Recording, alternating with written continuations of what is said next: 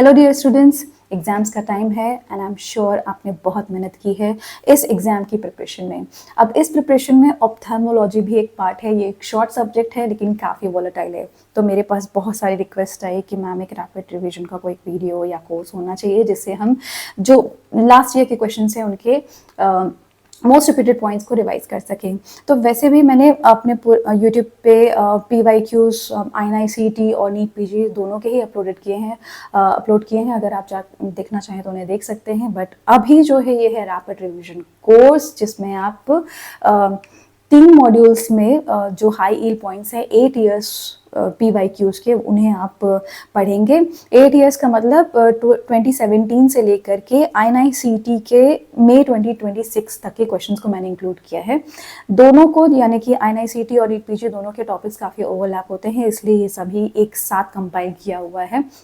और आपको ये मॉड्यूल जो होंगे ना, ये 3 पार्ट्स में है, ठीक है। ये कोर्स को 3 पार्ट में डिवाइड किया गया है। स्पेसिफिक एरियाज कवर किए गए हैं। तो किसी का अगर रेटिना वीक है या फिर किसी का ग्लोकोमा वीक है तो उस मॉड्यूल को जाके वो देख सकता है। आज ये है पहला मॉड्यूल, और अगर आप इसे पूरा कंप्लीट कर लेंगे ये तीनों मॉड्यूल्स को, तो आई एम वेरी श्योर कि आप बहुत सारा एक समराइज वे में आपको पता चल जाएगा कि क्या क्वेश्चन पूछे जा रहे हैं, और बहुत आसानी से ऑप्था के क्वेश्चन को क्रैक कर सकते हैं। थोड़ा आपका माइंड चलेगा, है ना। आपने पढ़ा हुआ है, बस ये रिवीजन है, ओके। आपको पता है कि कैसे करना है। Just I will tell you some points कि ये आपको हाईलाइटेड पॉइंट्स को देखना है, ठीक है। इस पूरे मॉड्यूल्स को मैं छोटे से छोटा बनाने की कोशिश करूंगी, बट रिकॉर्डिंग में कभी कभी ना मैं बता देती हूँ कि इसका ये है। अगर किसी का डिटेल वीडियो चाहिए तो आप मेरे चैनल पर जा सकते हैं, उसमें आप पर्टिकुलर टॉपिक को और डिटेल में पढ़ सकते हैं, ओके। तो आज का जो मॉड्यूल 1 है that includes your optics and refraction and आपका लेंस एंड ग्लोकोमा, ठीक है। इन 3 पार्ट्स को आज हम कवर करेंगे। तो अभी शुरू करते हैं मॉड्यूल 1। वीडियो के लास्ट में मैं बताऊंगी कि मॉड्यूल 2 और 3 को कैसे एक्सेस किया जा सकता है, ओके। तो शुरू करते हैं ऑप्टिक्स एंड रिफ्रैक्शन पार्ट से। इसका जो पहला है वो है रिफ्रैक्टिव एरर्स के बारे में, ओके। रिफ्रैक्टिव एरर्स क्या होती हैं? पहले तो नॉर्मल आइज पता होनी चाहिए कि इंफिनिटी से आने वाली रेज कहाँ फोकस होती हैं? रेटिना पे फोकस होती हैं। दिस इज कॉल्ड इमेट्रोपिया, ठीक है। और इसके बाद आपका अगर रेज अगर पीछे फोकस होती है behind the retina, then it becomes hypermetropia. And अगर रेज ऑफ फोकस आपका at in front of the retina, जैसे कि यहाँ पर हो रहा है, जो कि 2017 में पूछा गया था, तो दिस इज मायोपिया, ठीक है। मायोपिया और हाइपरमेट्रोपिया आपको पता हो गया। मायोपिया में क्या होता है कि जो आपका कर्वेचर है दैट इज इंक्रीज, वो स्टीप हो जाता है, ठीक है। अब आता है आपका एस्टिग्मेटिज्म। अब आपको मालूम है कि आपके कॉर्निया में, ये देखो यहाँ पर कई सारे मेरिडियंस होते हैं, उसमें वर्टिकल और हॉरिजॉन्टल को हम लेके चलते हैं। वर्टिकल ज्यादा स्टीपर होता है, ओके, नेचुरली, एंड एक हॉरिजॉन्टल होता है। इन दोनों मेरिडियंस को लेके चलते हैं। अब यहाँ पे जो मेरिडियन से लाइट रिफ्रैक्ट हो रही होती है वो एक पॉइंट पे अगर फोकस नहीं होती है, सभी मेरिडियंस की जो लाइट्स होती है वो एक पॉइंट पे फोकस नहीं होती है ऑन द रेटिना, तो ये हो जाता है एस्टिग्मेटिज्म। जैसे देखो, एक यहाँ पर फोकस हो रही है आपकी रेटिना पे और एक बियॉन्ड द रेटिना फोकस हो रही है, ठीक है। तो ये है एस्टिग्मेटिज्म।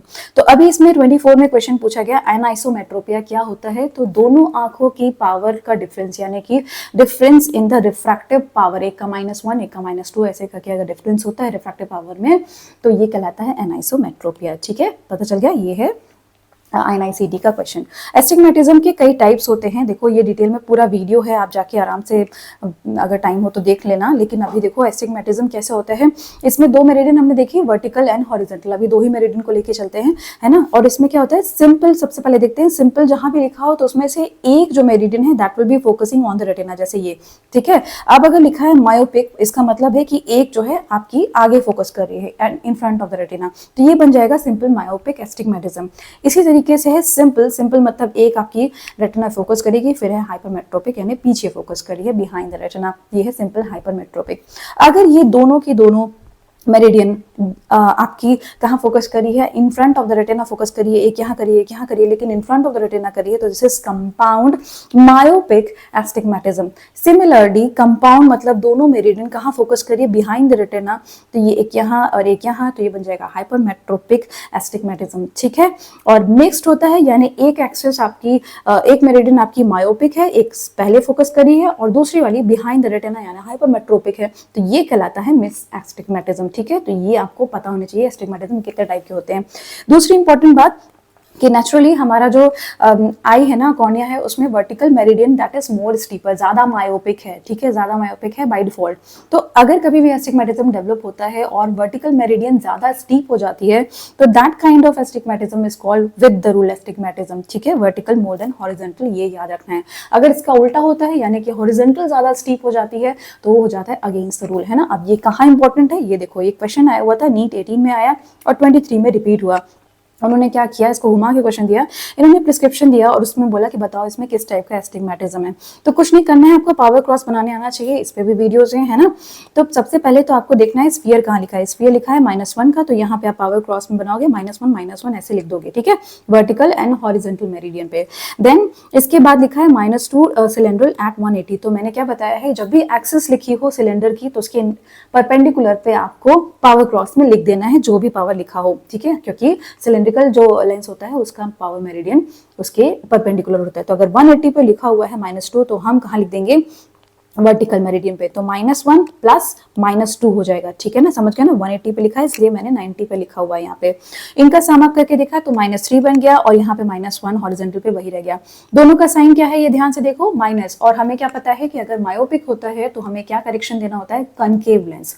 कनकेव लेंस माइनस में होते हैं, तो इसका मतलब है ये दोनों ही मेरिडियन मायोपिक है, इसलिए हमारा पहला आंसर आएगा कंपाउंड मायोपिक। दोनों एक्सिस आपकी, दोनों मेरिडियन आपकी मायोपिक है, ओके, तो कंपाउंड मायोपिक हो गया। अब हमें ये कैसे पता चलेगा कि विद द रूल एस्टिग्मेटिज्म है। विद द रूल के लिए मैंने क्या बताया, vertical should be more steeper than the horizontal. अब वर्टिकल स्टीपर है, ये कैसे मालूम चलेगा, तो आपको लेना है नंबर स्केल और नंबर स्केल पे इनको हाईलाइट करना है। पहले तो -1 को देखो, यहाँ पर लिखा है और -3 लिखा है यहाँ पे, तो -1 और -3 एक साथ यहाँ लिखे हुए हैं। आपको देखना है जो आपके लेफ्ट साइड में ज्यादा हो, जो जितना ज्यादा लेफ्ट साइड में होगा, जितना ज्यादा लेफ्ट में होगा उतना मायोपिक होगा, यानी कि उसको इतना ज्यादा पावर का कॉन्केव लेंस लगाया जा रहा है, इतना ज्यादा स्टीप है वो कॉर्निया। तो यहाँ पर आप क्या देखोगे कि -3 ज्यादा लेफ्ट साइड में लिखा हुआ है, इसलिए ये मेरिडियन आपकी बन जाती है more myopic and this is vertical more than horizontal. तो ये हो जाएगा with the rule astigmatism. I hope you understand, ये पूरा हो जाएगा compound myopic with the rule astigmatism, ठीक है ना। अगर डाउट होगा तो प्लीज़ मुझे कमेंट्स करके बताना, या फिर आप मुझे पर्सनल DM मैसेजेस भी कर सकते हैं इंस्टाग्राम और टेलीग्राम पे भी, ओके। अब इसके बाद चलते हैं, एक और क्वेश्चन आया 19 में क्वेश्चन आया, उन्होंने सिंपल लेके गए। उन्होंने बोला कि simple myopic with the rule astigmatism, इनमें से कौन सा प्रिस्क्रिप्शन डिपिक्ट कर रहा है। कई सारे डिपिक्शन दे दिए उन्होंने, कई सारे प्रिस्क्रिप्शन दे दिए, तो इसमें से आंसर आया ये। निकालते कैसे हैं आपको पता चल गया ना, हमेशा पहले DS देखना है, यानी कि स्फेरिकल पावर। यहाँ पर तो 0 है, तो आपको क्या करना है, ऐसे पावर क्रॉस बनाना है, 0 0 लिख देना है, ठीक है, पहला काम तो यही करना है। अब यहाँ पर हमने लिखा और मैंने क्या बताया, सिलेंड्रिकल अगर 180 पे लिखा है तो आपको ऊपर लिख देना है, 90 पे लिख देना है, ठीक है ना। तो हमने 90 यानी कि वर्टिकल मेरिडियन पे लिख दिया -1। तो अब क्या हो गया, यहाँ ये 0 है और ये -1 है, तो हमारा अगर ये 0 है इसका मतलब यहाँ कोई पावर नहीं है, that means this meridian is focusing on the retina. तो जब भी सिंपल आएगा तो उसमें अक्सर क्या होगा, एक मेरिडियन आपकी फोकस हो रही होगी ऑन द, अक्सर क्या मतलब होनी है, मतलब ऑन द रेटिना। तो this is simple and this is simple myopic. Myopic क्यों, क्योंकि -1 लगा हुआ है, ठीक है, एक आपकी मेरिडियन में प्रॉब्लम है।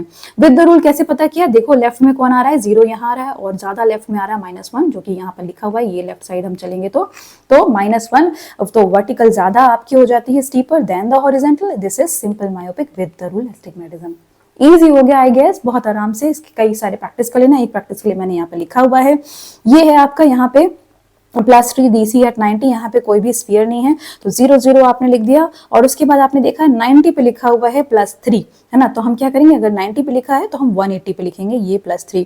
अब क्या देखा आपने, ये 0 है और ये +3 है, तो 0 का मतलब है सिंपल हो गया और प्लस है इसका मतलब है हाइपरमेट्रोपिक हो गया, ओके। अब विद द रूल पता करना है तो हमें देखना है कौन ज्यादा left side of number scale पे आ रहा है, तो +3 इधर आ रहा है, 0 इधर आ रहा है, लेफ्ट साइड में ज्यादा आ रहा है 0 और यहाँ पर है वर्टिकल मोर देन हॉरिजॉन्टल, तो again this is with the rule astigmatism. Easy, बहुत बढ़िया, वेरी गुड। अब आगे चलते हैं रिफ्रैक्टिव सर्जरीज पे। इस पे कुछ क्वेश्चंस आए हुए हैं।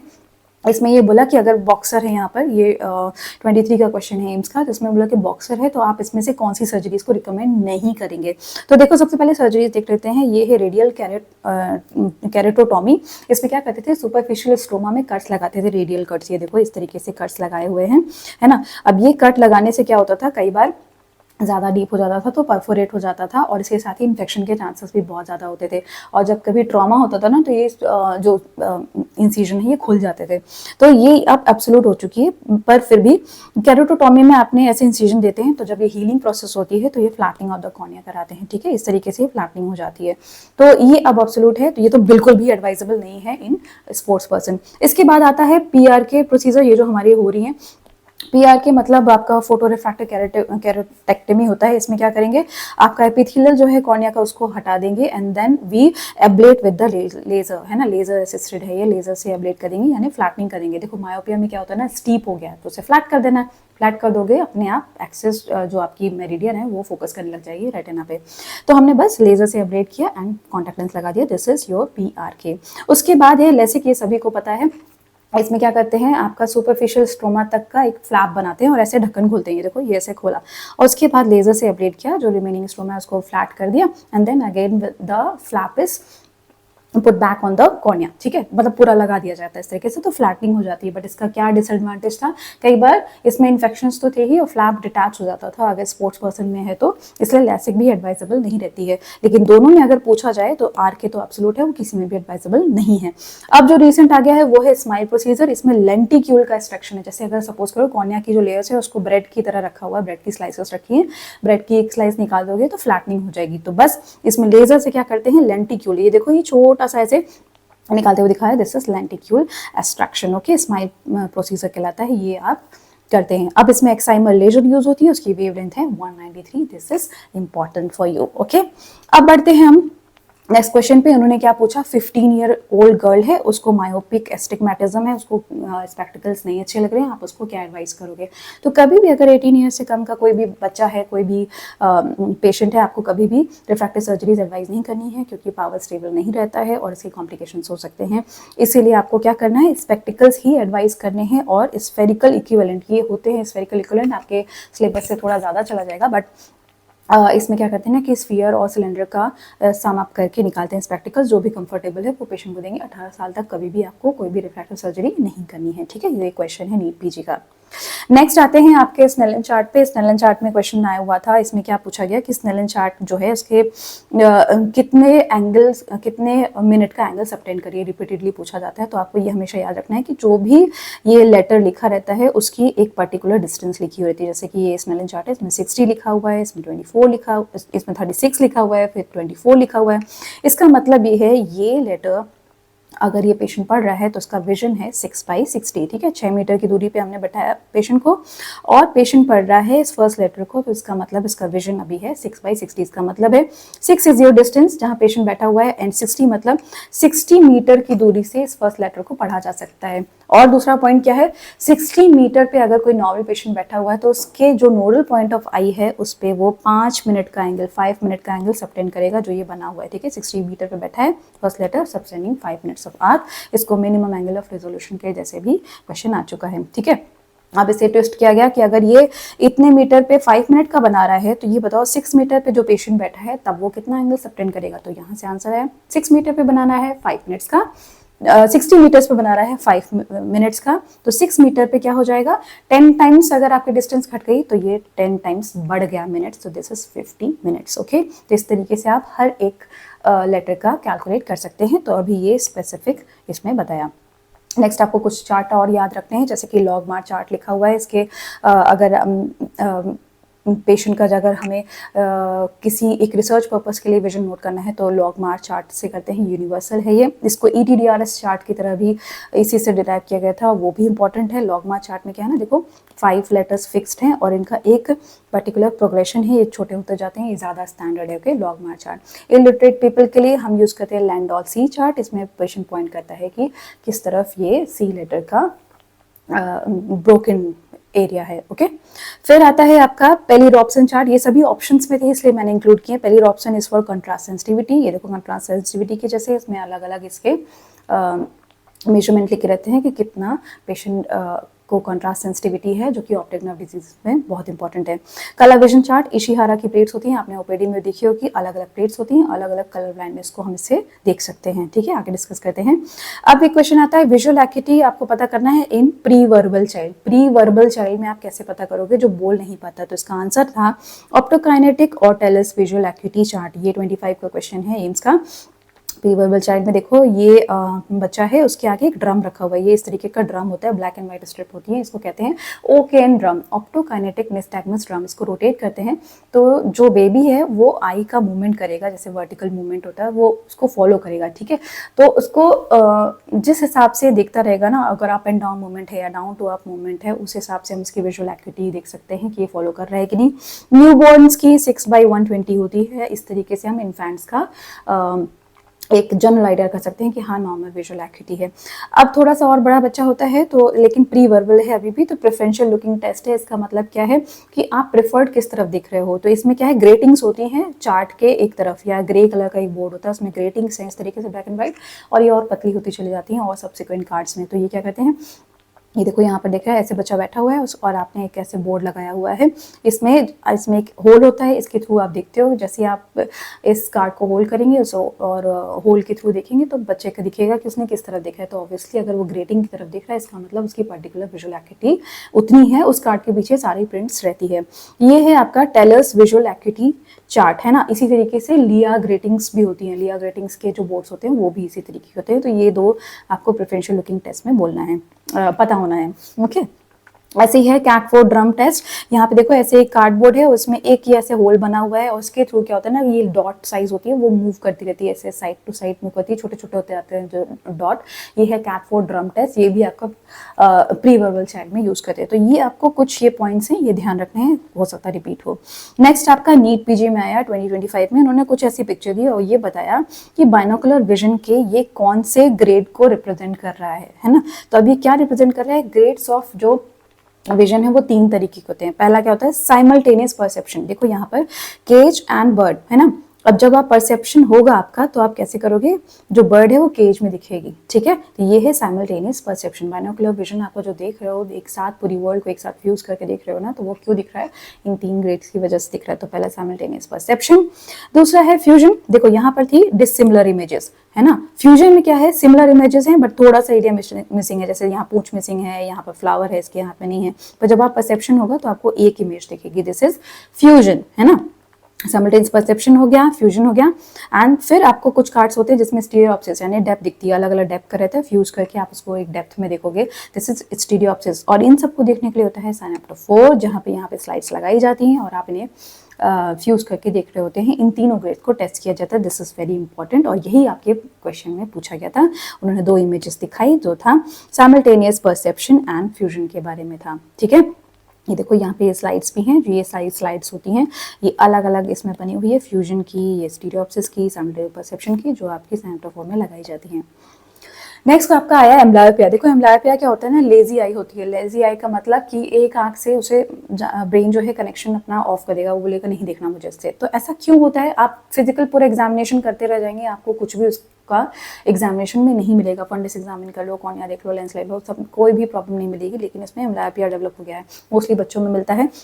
और ये क्यों होता है, देखो सबसे पहला कॉज है रिफ्रैक्टिव, यानी कि किसी एक आंख में बहुत ज़्यादा पावर है, +5 का है या -8 का पावर है, तो इससे क्या होगा, ब्रेन को लगेगा इसमें स्पेक्टिकल करेक्शन हुआ नहीं, तो उससे ब्लड इमेज आ रही होती है तो उसे कट ऑफ कर देगा। ठीक है, ऐसे ही होता है स्ट्रैबिस्मिक, यानी एक आई में स्क्विंट है, अगर एक्सो है या ईजो है, ऊपर है नीचे है, तो क्या होगा, ब्लड इमेज बन रही है आपके ब्रेन पे, तो उस आई को देखना बंद कर देगा, दिस इज स्ट्रैबिस्मिक एम्ब्लायोपिया, है ना।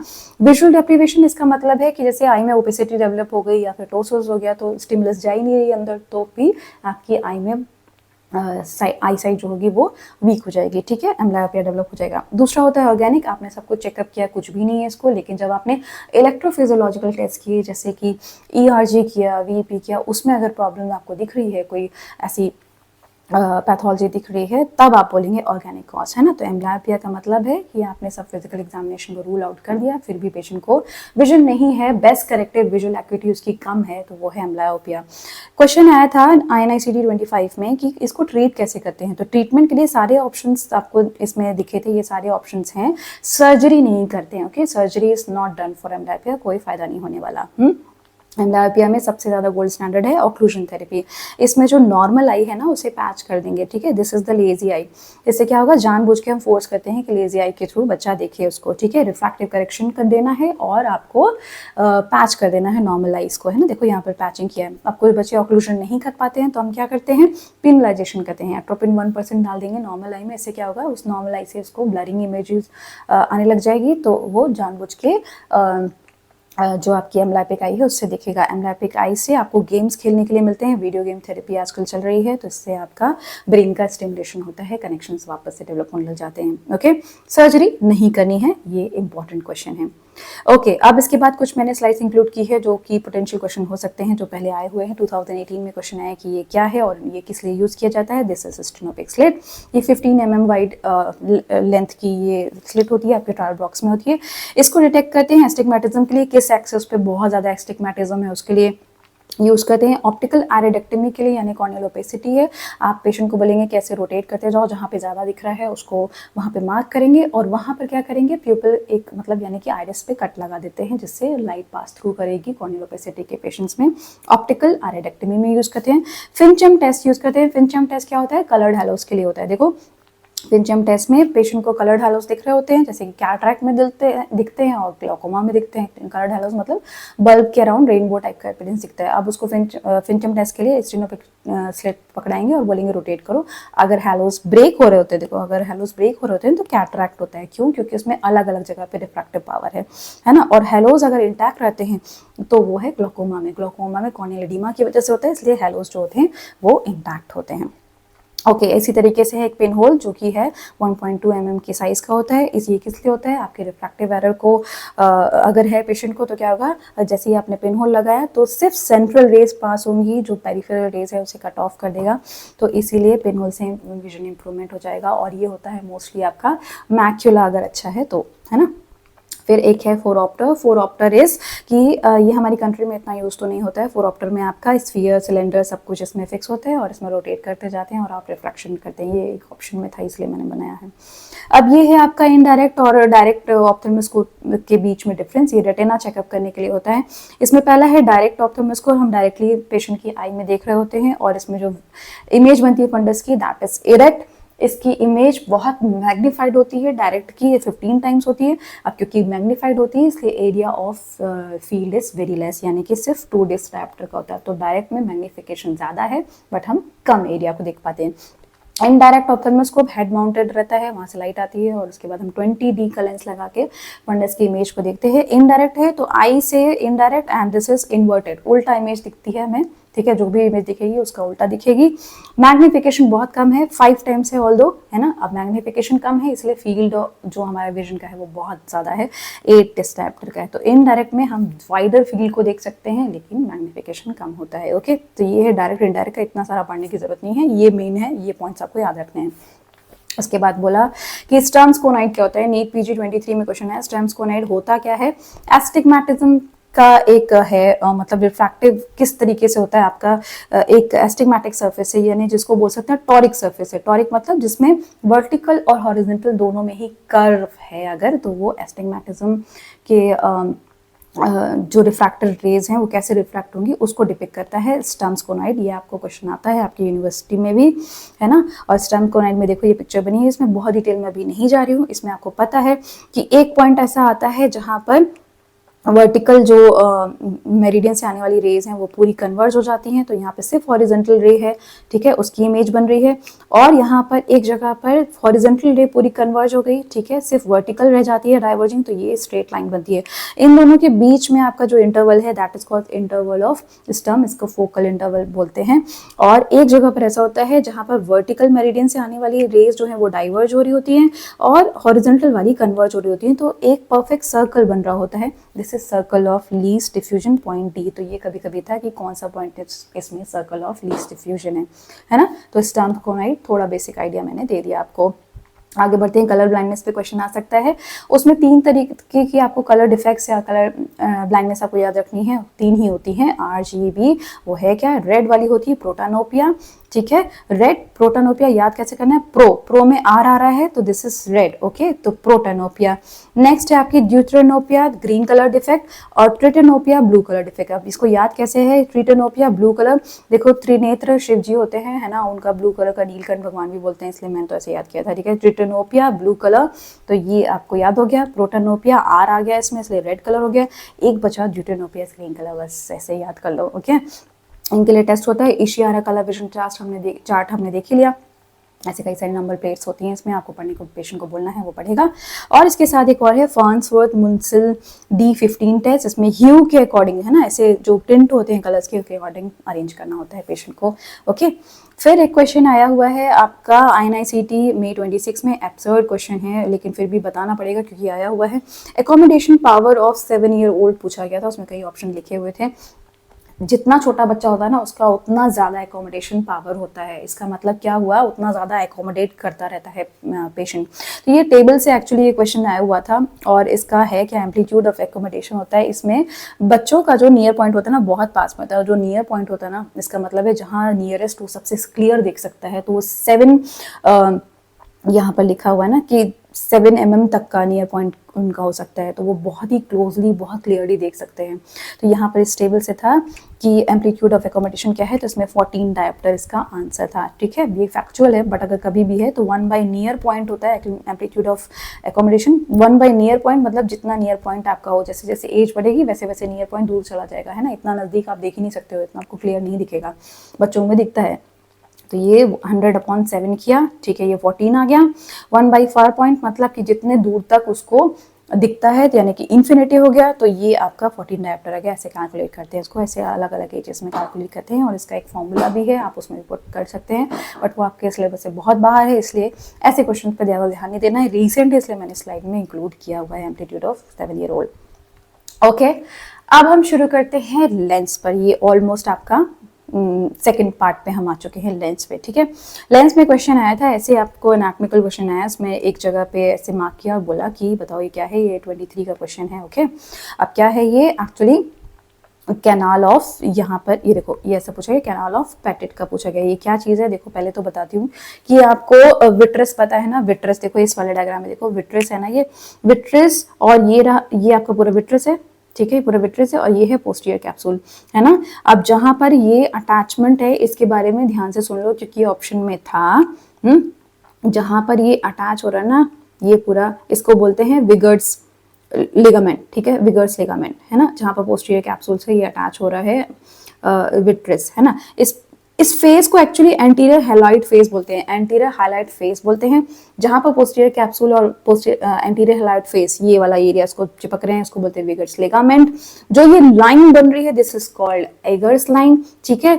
अब यहाँ पर पोस्टीरियर कैप्सूल यानी पोल पे, है ना, और एंटीरियर हाइलाइट फेज के बीच में एक गैप बन रहा है, एक गैप बन रहा है, ये देखो ये इस एरिया को बोलते हैं स्पेस ऑफ बर्जर, ठीक है, इसको बोलते हैं, ठीक है। एंटीरियर हाइलाइट मेम्ब्रेन ये रही, यहाँ इसके बीच में ये स्पेस बना हुआ है, इसको बोलते हैं स्पेस ऑफ बर्जर, यहीं पे लेंस आपका सिचुएटेड होता है। ये है आपका पटेलर फोसा, एक्चुअली फोसा बन रहा होता है, ठीक है। ये इंपॉर्टेंट जो मैं बोल रही हूँ ना, ये सब आपके क्वेश्चन में उसमें थे, इसलिए बता रही हूँ, ओके। नेक्स्ट अब ये हो गया, ये आपको पता चल गया कि ये सब चीजें हैं आपके एनाटॉमिकल स्पेसेस में। अब यहाँ पर क्या आता है कि हाइलाइट फेज है, यहाँ पर ये देखो इस डायग्राम में ये दिख रहा है हाइलाइट फेज, ठीक है, ये दिख रहा है ऐसा।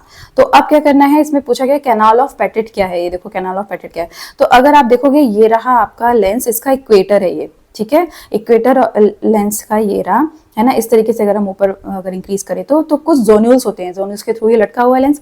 तो इसमें प्री इक्वेटोरियल जो आगे की तरफ है और पोस्ट इक्वेटोरियल, है ना, पीछे की तरफ है, इनके बीच में एक स्पेस बनेगी, इसको बोलेंगे कैनाल ऑफ हैनोवर, है ना, कैनाल ऑफ हैनोवर बोलते हैं, प्री और पोस्ट के बीच में।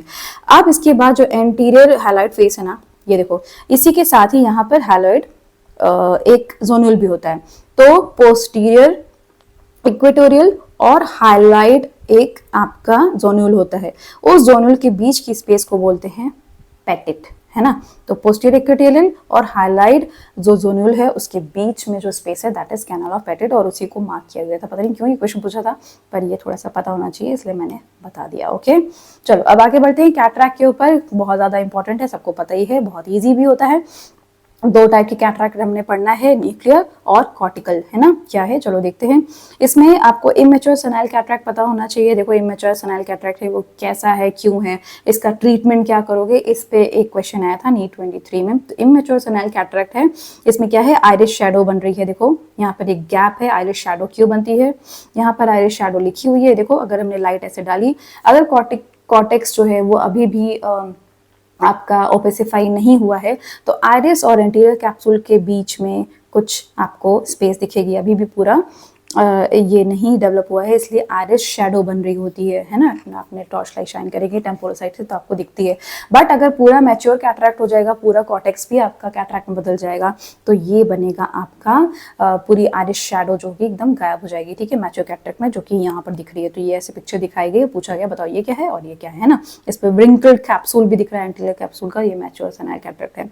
मैच्योर सेनाइल कैटरैक्ट अगर प्रोसीड कर जाए, हाइपर मैच्योर में चला जाए, तो कॉर्टेक्स जो है ये देखो ऊपर पूरा लिक्विफाई हो जाता है और डेंस जो इसका न्यूक्लियस है वो नीचे शिफ्ट हो जाता है। तो दिस इज मॉर्गेनियन कैटरैक्ट, ये भी इंपॉर्टेंट क्वेश्चन है, ठीक है ना। मॉर्गेनियन कैटरैक्ट हो सकता है।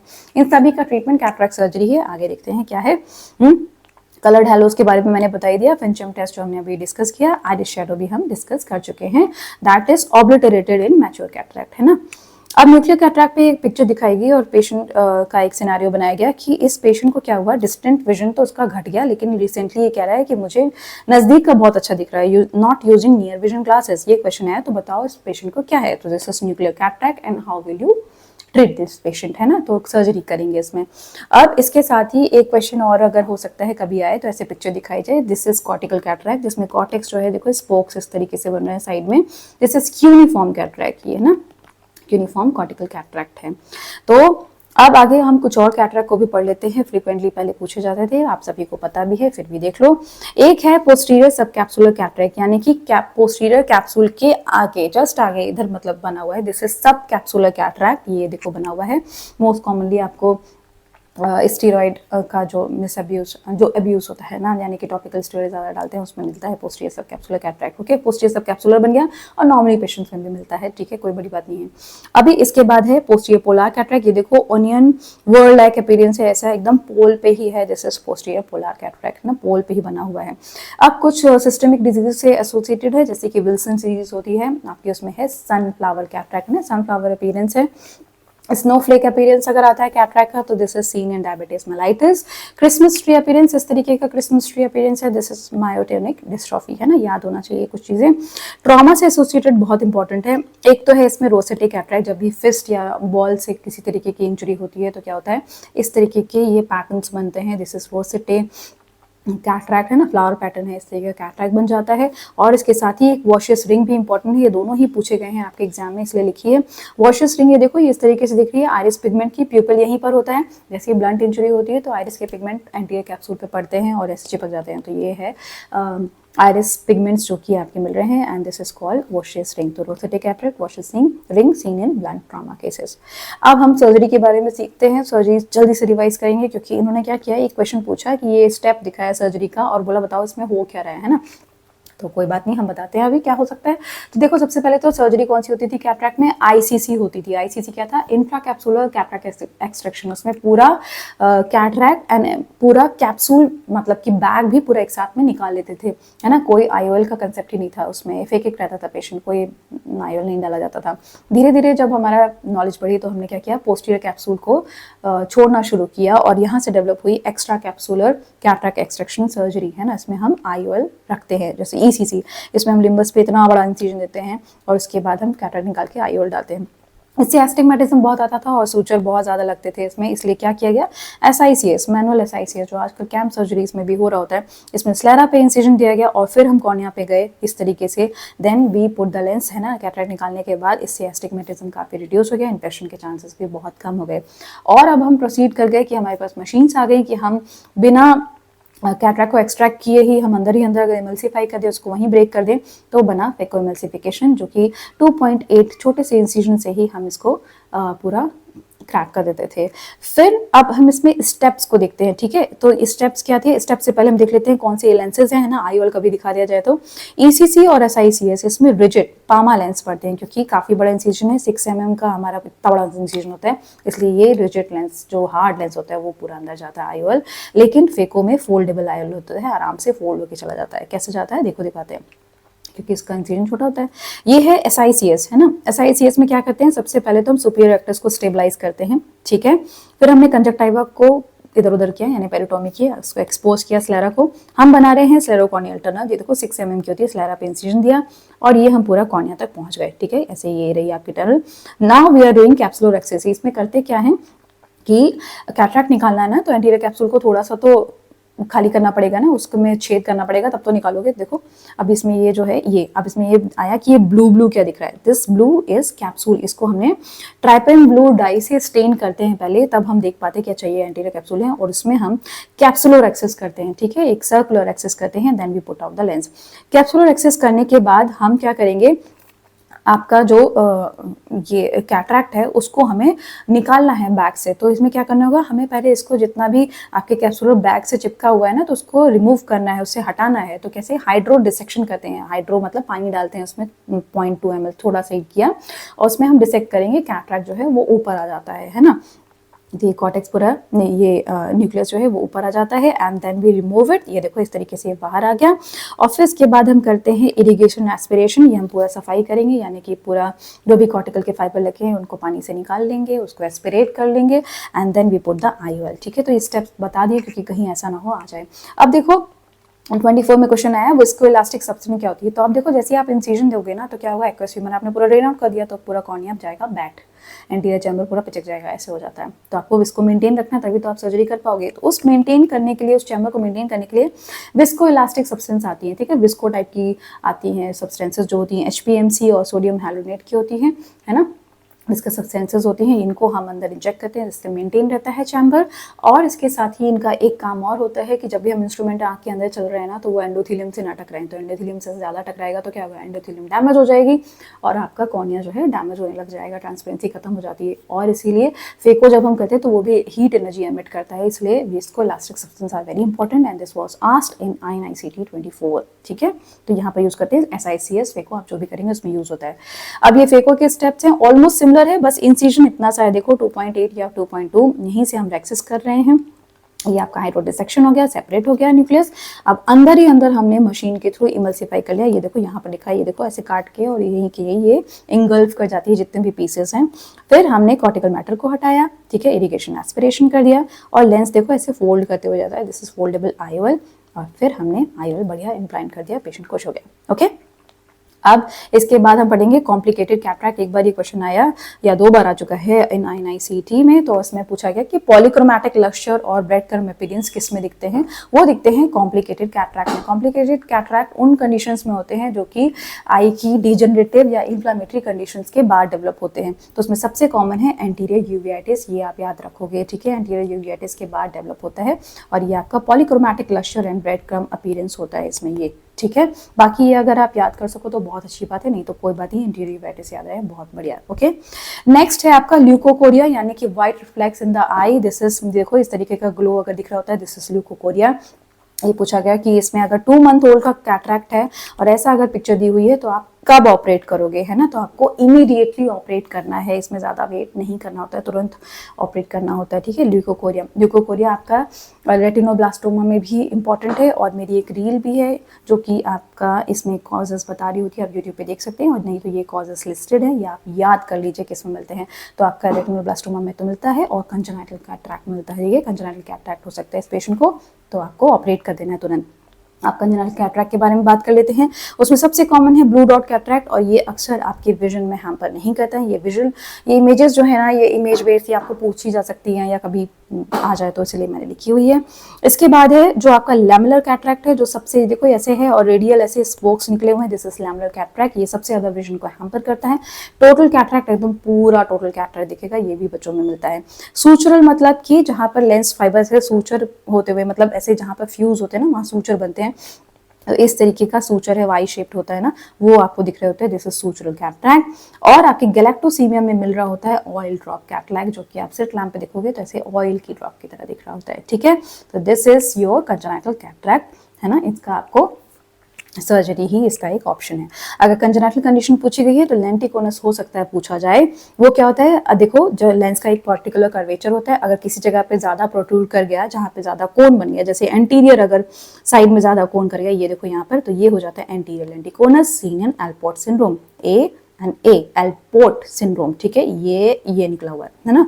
ऐसे अगर पोस्टीरियर इसका जो पार्ट है वो ज्यादा कर्व हो गया, पोस्टीरियर पोल पे हो गया ऐसे, तो ये हो जाएगा लोएस्ट सिंड्रोम में मिलता है, दिस इज पोस्टीरियर लेंटिकोनस, एक पॉइंट हो सकता है। फिर एक्टोपिया लेंटिस के बारे में पढ़ लेते हैं, यानी कि लेंस जो है वो अपनी जगह से हट गया, यानी कि सबलक्सेट हो गया, अपनी एनाटॉमिकल पोजीशन से खिसक गया।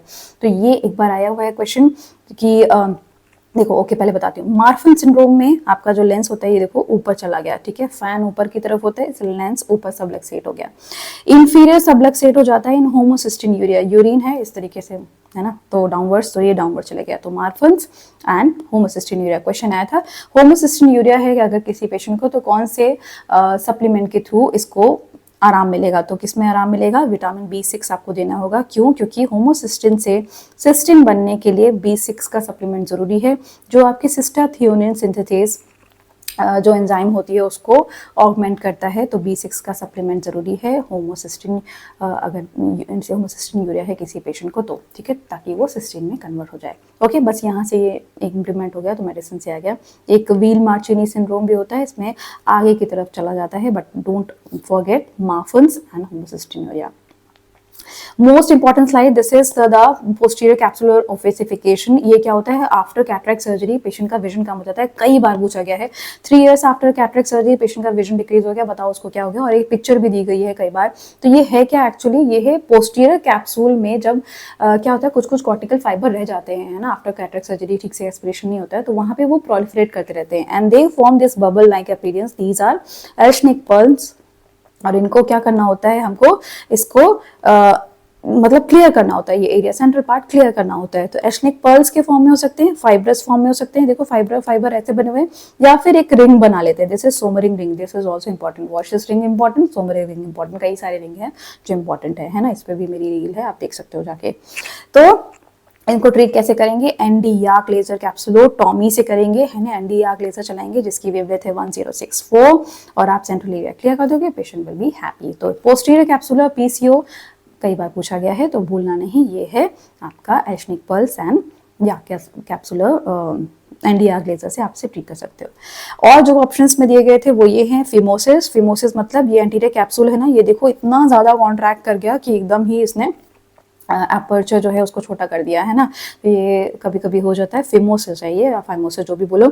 अब मैंने क्या बताया था, कई बार हम एंडोथेलियम को डैमेज करते हैं, कॉर्निया के एंडोथेलियम को डैमेज करते हैं, एंडोथेलियम अगर डैमेज होगी तो कॉर्निया की ट्रांसपेरेंसी चली जाएगी, तो इसलिए क्या होता है, उन पेशेंट्स में बुले बनने शुरू हो जाते हैं ऑन द कॉर्निया, ये कहलाती है बुलस केराटोपैथी। अब क्योंकि सूडोफेकिया है, ऑपरेशन के बाद हमने आर्टिफिशियल लेंस डाला हुआ है, इसलिए सूडोफेकिया है, तो जैसे सूडोफेकिक बुलस केराटोपैथी, है ना, ये भी एक ऑप्शन में था। ओके, इसके लिए तो सीधे आपको ट्रांसप्लांट ही करना पड़ेगा। एक है एंडोप्थेल्माइटिस, ये तो आपकी विजन थ्रेटनिंग कॉम्प्लिकेशन है, इसके बारे में और डिटेल में पढ़ते हैं, इसमें क्वेश्चंस आए हुए हैं, ठीक है, एंडोप्थेल्माइटिस भी याद रखना है। एक स्पॉट डायग्नोसिस पे ही आपकी पूरी पिक्चर आई हुई थी कि ये है क्या, इसमें देखो, अगर आप देखो कि डैंड्रफ तरीके के व्हाइट फ्लेकी मटेरियल्स हैं, ऐसे डिपॉजिट है यहाँ पर भी एंटीरियर कैप्सूल पे, और ये देखो आइरिस पे भी डिपॉजिट है, ये है सूडो एक्सफोलिएशन सिंड्रोम होता है, ठीक है, ये सब जगह डिपॉजिट हो जाते हैं, ये कई बार रिपीट हुआ है ये क्वेश्चन। और इसके साथ ही अगर आप इसे डायलेट करोगे तो ये टारगेट साइन बन रहा होता है, यहाँ पे ये टारगेट साइन है, ये सूडो एक्सफोलिएशन मिलता है।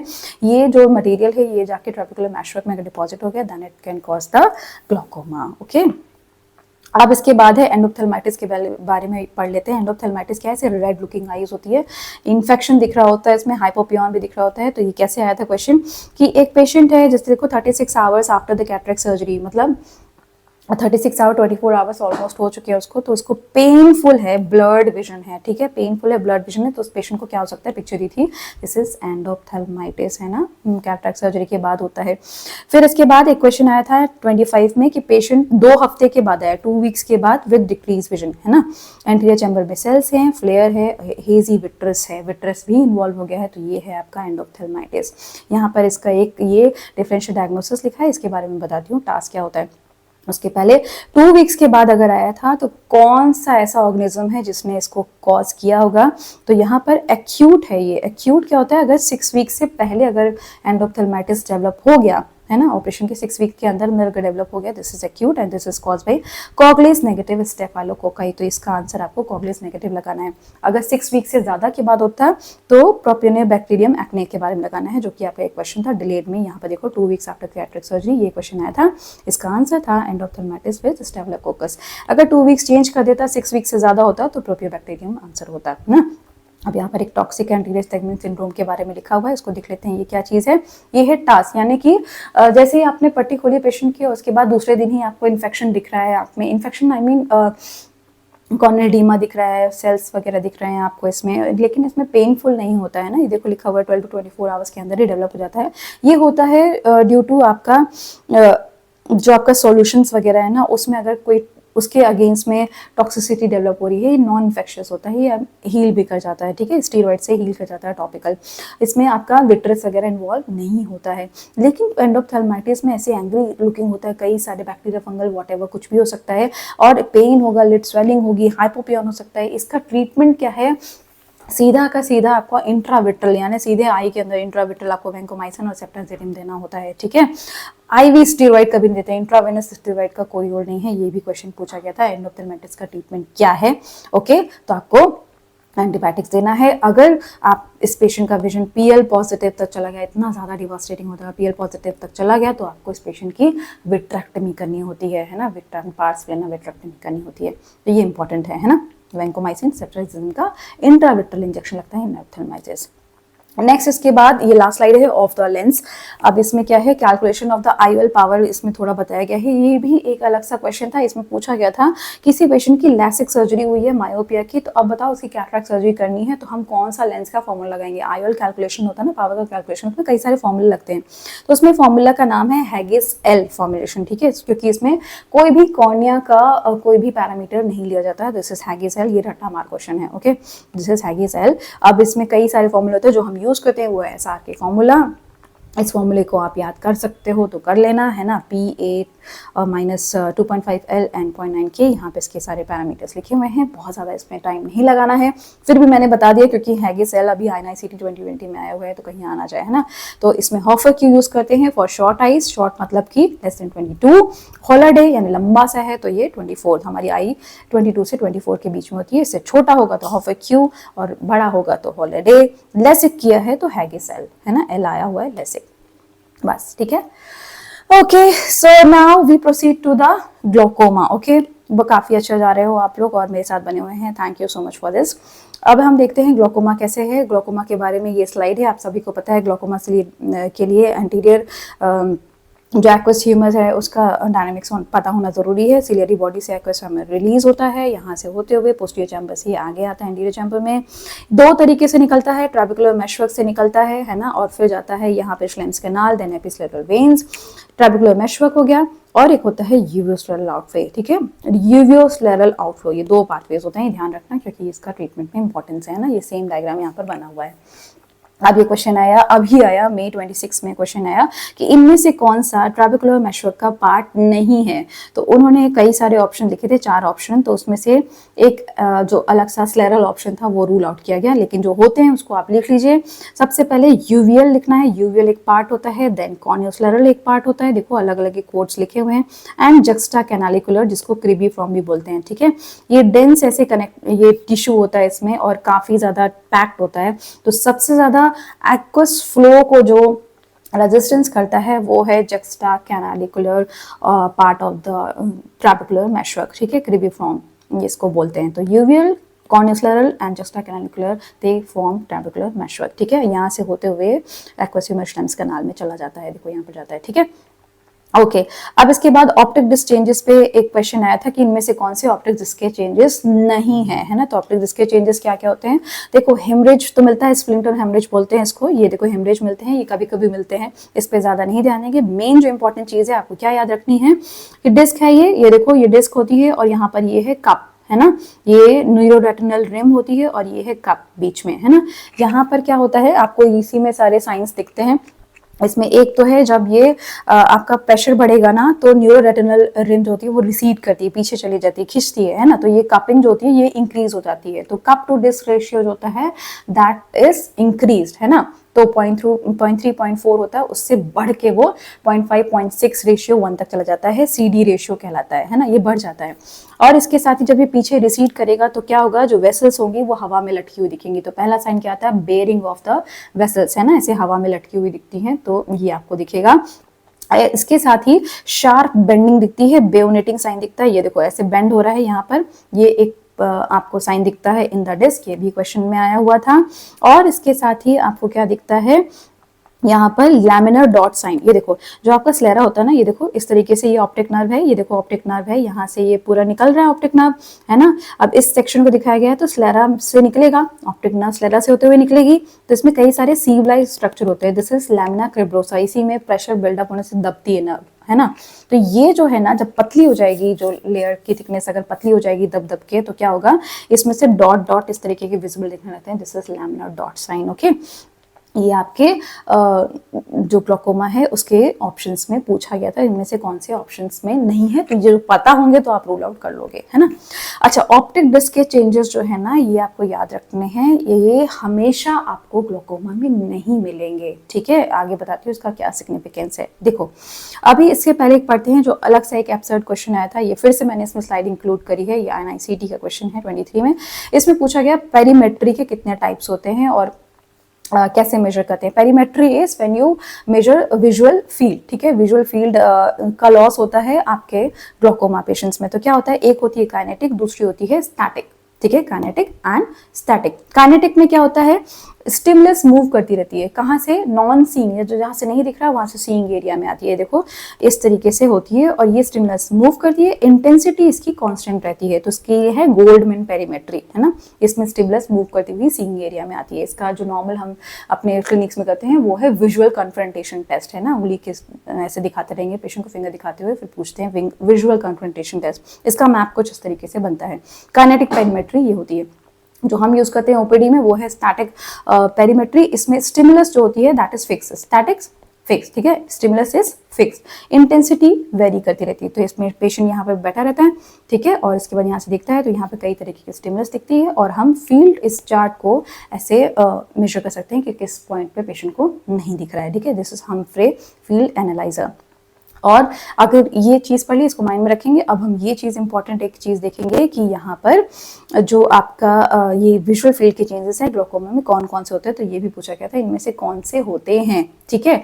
तो एक तो पहली बात है कि अर्लीस्ट चेंज, सबसे पहला जो चेंज आता है वो क्या आता है, आइसोप्टर कंट्रैक्शन। आइसोप्टर मतलब कि अगर रेटिनल सेंसिटिविटी ली जाए तो हर पॉइंट पे जहां पर सेम होती है उसका एक सर्कल ड्रॉ किया जाए, सेम सेंसिटिविटी अगर होती है रेटिनल सेंसिटिविटी, उसको आइसोप्टर बोलेंगे उस सर्कल को, उसका कॉन्ट्रैक्शन हो जाता है, दब जाता है। अब जब दब जाएगा, जैसे कि इसमें दिखा, ये देखो ये दब गया है ना, तो इसमें जो ब्लाइंड स्पॉट है, ब्लाइंड स्पॉट जहां पर आपकी ऑप्टिक नर्व है ना, ऑप्टिक नर्व से आपको नहीं दिखाई देता है, तो वो पॉइंट जो है ब्लाइंड स्पॉट आपका छूट जाता है, बाहर छूट जाता है, this is bearing of blind spot. ये सब मैंने PYQs ग्लोकोमा में बहुत अच्छे से पढ़ा है, वहां भी पढ़ सकते हो, ठीक है।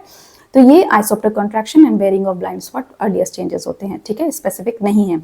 फिर यहाँ पे अगर ये पॉइंट देखो, पैरासेंट्रल एक स्कोटोमा डेवलप हो गया, सेंटर से दूर एक स्कोटोमा डेवलप हो जाता है, देन व्हाट हैपेंस, ये दोनों आपस में कनेक्ट हो जाते हैं, तो सीडल स्कोटोमा भी बोलते हैं इसको।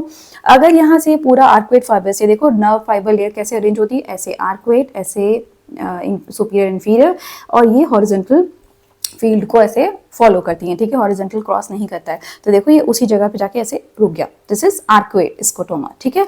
और इसके साथ ही क्या होता है, अगर डबल आर्कुएट यानी सुपीरियर इंफीरियर दोनों तरफ का लॉस हो जाता है तो ये बन जाता है डबल आर्कुएट स्कोटोमा। इसमें देखना अनइक्वल लॉस होता है, देखो यहाँ पर इतना ज्यादा हुआ, यहाँ पे थोड़ा कम रहेगा, तो ये एक छोटा सा एरिया नहीं दिख रहा है, ऐसे इस तरीके का ऐसे एक एरिया दिख रहा है, दिस इज रोनीज नेजल स्टेप। ये क्वेश्चन में आया हुआ था कि ये आपका दिखता है कि नहीं ग्लोकोमा में, तो ये हाँ दिखता है एडवांस ग्लोकोमा, या मतलब थोड़े लेटेस्ट स्टेजेस में एरोनियस नेजल स्टेप दिख सकता है। जेरम्स एरिया आपका सेंटर का 10 to 25 डिग्री होता है, उसको हम बोलते हैं जेरम्स एरिया। ये कुछ पॉइंट्स हैं जो आपको पता होने चाहिए, ठीक है। अब जो क्वेश्चन था उसको देख लेते हैं। ट्रू पॉइंट बताना है पेरीमेट्री के बारे में, तो क्या था, kinetic perimetry is used in quantification and tracking of visual field changes, है ना। तो ऐसा नहीं है, स्टैटिक पेरीमेट्री को यूज करते हैं। यहाँ पर मैंने लिखा हुआ है, ये देखो, मॉनिटरिंग द ग्लूकोमेट्रिक फील्ड, स्टैटिक को यूज करते हैं, काइनेटिक को नहीं। ये ऑप्शन को रॉन्ग किया गया। स्टैटिक पेरीमेट्री में स्टिमुलस की इंटेंसिटी को कांस्टेंट रखते हैं, बट स्टिमुलस मूव करती है, तो स्टिमुलस मूव नहीं करती है, मूव किस में करती है, काइनेटिक में करती है। तो ये ऑप्शन भी रॉन्ग हो गया, दोनों ऑप्शन रॉन्ग हो गए, गलत हो गए। फिर है विजुअल फील्ड का डिफेक्ट जो होता है, to be classified as glaucoma it should have corresponding optic nerve and abnormalities. ऐसा नहीं है, ऑप्टिक नर्व की एब्नॉर्मलिटीज मिलना जरूरी नहीं है। तो अगर आप यहाँ पे देखोगे इस फिगर में, ऑप्टिक नर्व अभी नॉर्मल दिख रही है, लेकिन यहाँ पे रेटिनल नर्व फाइबर का लॉस हो चुका है। यहाँ पर ये देखो, तो ये विजुअल फील्ड में आपके दिख जाएगा, इसलिए ये ऑप्शन रॉन्ग है। हमेशा ऑप्टिक डिस्क में चेंजेस से नहीं जाना चाहिए, ठीक है। Early signs include generalise construction of isopter and baring of blind spot, ये को पता हो गया, अर्लीस्ट साइन मिलते हैं। ये 23 का क्वेश्चन था, ओके, इजी हो गया। Next, identify the visual field effect. इसमें मैंने जैसे बताया कि इस तरीके की फील्ड इफेक्ट अगर दिखाई जाए तो परेशान नहीं होना है।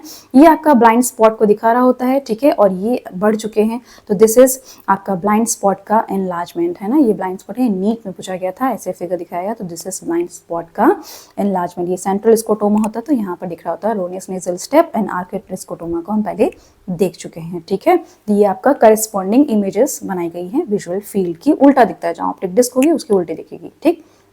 अभी देखो, यहाँ पर एक और पॉइंट था कि अगर किसी पेशेंट को ग्लोकोमा है तो किस टाइप का प्यूपिल होगा, ये 2020 का क्वेश्चन था। उसमें दिखता है मार्कस गन प्यूपिल, ये है कुछ नहीं, रिलेटिव आफ्लरेंट प्यूपिल डिफेक्ट, आरएपीडी दिखता है। आरएपीडी आप सबको पता है, आरएपीडी क्या होता है, ये न्यूरो में और अच्छे से डिस्कस करूंगी, न्यूरो वाले पार्ट में। लेकिन स्विंगिंग फ्लैश लाइट टेस्ट, ये देखो यहाँ पे लाइट की तो आपका प्यूपिल कंस्ट्रिक्ट हो गया, बट जैसे ही हमारी लाइट दूसरी आई पर जाती है जिसमें ऑप्टिक नर्व डिजीज है, जिसमें ग्लोकोमा है, तो आई का जो प्यूपिल है दैट इज डायलेटेड। तो डायलेट तो नहीं होना चाहिए, है ना। तो ये स्विंगिंग फ्लैश लाइट टेस्ट में हम आरएपीडी को चेक करते हैं। ये है आपका मार्कस गन प्यूपिल, है ना, और ये आपका पाथवे है, ये इसको पढ़ लीजिएगा, मैं बहुत ज़्यादा डिटेल में नहीं जाना चाहती हूँ। और पैरासिम्पैथेटिक पाथवे है, ये कभी हो सकता है पूछा जाए, बट अभी आपको मार्कस गन प्यूपिल पता होना चाहिए। आरएपीडी मिलता है इन ग्लोकोमा पेशेंट्स, है ना, ये इंपॉर्टेंट है। ओके, अब हम कैसे मेजर करेंगे आईओपी को, तो ये पोटेंशियल क्वेश्चन हो सकते हैं। टोनोमेट्री, उसमें सबसे पहले आती है इंडेंटेशन, हम इंडेंट कर रहे हैं कॉर्निया को, वो है शियोर्ट्स टोनोमीटर। तो ये अगर आपको पिक्चर दिखाई गई तो शियोर्ट्स टोनोमीटर इसका आंसर है। हम जैसे लेटा के पेशेंट को चेक करते हैं, ठीक है, इंडेंटेशन टोनोमेट्री जो गोल्ड स्टैंडर्ड है, और उसकी फोटो भी आई थी कि ये क्या है और कैसे मेजर किया जा रहा है, बताओ इस पेशेंट का क्या एग्जामिनेशन चल रहा है। तो दिस इज गोल्डमैन एप्लेनेशन टोनोमेट्री, ठीक है, ये एप्लेनेशन है, एप्लेनेट कर रहे हैं कॉर्निया को। ये 2022 में क्वेश्चन आया। इसमें क्या होते हैं, डाई डालते हैं आंख में और फ्लोरेसेंट डाई का यूज करते हैं और मायर्स बनते हैं इस तरीके से, और हम क्या करते हैं, इन दोनों मार्जिन को मिलाते हैं, ठीक है, इस तरीके से मिलाते हैं। जहां पर ये मिल जाते हैं तब वहां पे हम मेजर कर लेते हैं कि हाँ इसका इतना जो आईओपी है वो इतना रिकॉर्ड किया गया। This is 80, that is एप्लेनेशन tonometry कहलाता है। ये देखो इस तरीके का पिक्चर दिख रही होती है। This is based on the Imbert's Fick law. इसका मतलब क्या है कि आईबॉल के अंदर जितना प्रेशर है, जो भी प्रेशर है, ठीक है, वो किसके प्रोपोर्शनल होगा, फोर्स। फोर्स मतलब जो ऊपर से फोर्स अप्लाई किया जा रहा है, ये जो फोर्स अप्लाई कर रही है उसके अपॉन एरिया, ठीक है, upon area of the this point, जो कि ये आपका ये जो एप्लेनेशन का पॉइंट है ना, उस एरिया के। तो यहाँ से जितना ये एरिया इसको फोर्स लगा रहा है, फोर्स पर unit area, that is equal to the pressure of the eye. तो ये इम्बर्ट्स-फिक्स लॉ पे डिपेंडेंट है, कभी पूछ लिया जाए तो, ठीक है। तो क्वेश्चन आपका 2017 में आया था कि लेसिक आई में अगर किसी का आपको करना है, टोनोमेट्री करना है, तो आप पास्कल टोनोमीटर का यूज करेंगे, इसलिए मैंने लिख दिया 2017 में आया था। देन अगर बच्चों में अगर टेस्ट करना है तो टोनोपेन, ये इस तरह की इमेज थी, कब कोई कहता है कोई आई थी, कोई कहता है नहीं आई थी, लेकिन टोनोपेन को मैंने इंक्लूड कर लिया स्लाइड में कि चिल्ड्रन में और इररेगुलर कॉर्नियास में आप टोनोपेन का यूज करेंगे जो ऐसा दिखता है, ठीक है। अब हम बात करते हैं गोनियोस्कोप के बारे में। गोनियोस्कोप में क्या है यहाँ पर, इसके बारे में काफ़ी डिटेल में वीडियो है, तो आप उसे देख सकते हैं, और प्रीवियसली काफ़ी सारे इस पे क्वेश्चंस आए हुए हैं। तो ये क्या है, देखो एक्चुअली इसमें टोटल इंटरनल रिफ्लेक्शन हो रहा होता है, इसीलिए हमें normally angle of anterior chamber नहीं दिखता है। अब क्यों देखना जरूरी है, क्योंकि वहीं पर एंगल क्लोजर ग्लोकोमा डेवलप हो रहा होता है। यहाँ से जो रेज आ रही होती है वो अंदर ही अंदर रिफ्लेक्ट हो जाती हैं। क्यों? जैसे डेंसर टू रेयर मीडियम में अगर कोई लाइट रे ट्रैवल करती है तो रिफ्लेक्ट नहीं चाहिए, बाहर निकलनी चाहिए, लेकिन इसमें क्या होता है कि इतनी ज़्यादा क्रिटिकल एंगल से ज़्यादा पड़ रही होती है कि टोटल इंटरनल रिफ्लेक्शन हो जाता है ना। यही क्राइटेरिया होता है, फिजिक्स पुराना याद करो, टोटल इंटरनल रिफ्लेक्शन होता है, इसीलिए हमें नहीं दिखाई देता है।